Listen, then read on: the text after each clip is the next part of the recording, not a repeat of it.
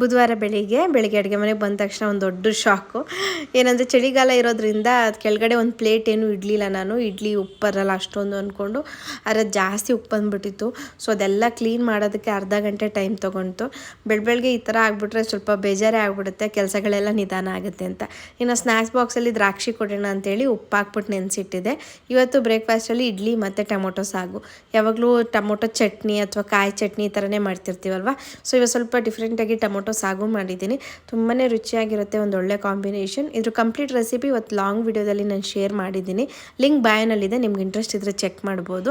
ಹಾಗೆ ಯೂಟ್ಯೂಬಲ್ಲಿ ವ್ಲಾಗ್ನ ನೋಡಿ ನಾನು ಹೇಗೆ ಫ್ಯಾಮಿಲಿ ಅಂತೀನಿ, ನೀವು ಹಾಗೆ ನನ್ನ ಫ್ಯಾಮಿಲಿ ಅಂತ ಕನ್ಸಿಡರ್ ಮಾಡಿ ತುಂಬ ಹತ್ರದವ್ರಿಗೆ ಹೇಳ್ಕೊಳ್ಬೋದಂಥ ವಿಷಯಗಳನ್ನ ನನ್ನ ಜೊತೆ ಶೇರ್ ಮಾಡ್ತಿದ್ದೀರಾ.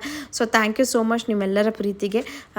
ನನಗೆ ಯಾವಾಗ್ಲೂ ಸದಾ ಚಿರಋಣಿ ಅಂತಲೇ ಹೇಳೋಕ್ಕೆ ಇಷ್ಟಪಡ್ತೀನಿ. ಆ್ಯಂಡ್ ಇದಾಗಿತ್ತು ಒಂದು mini vlog. Thank you for watching.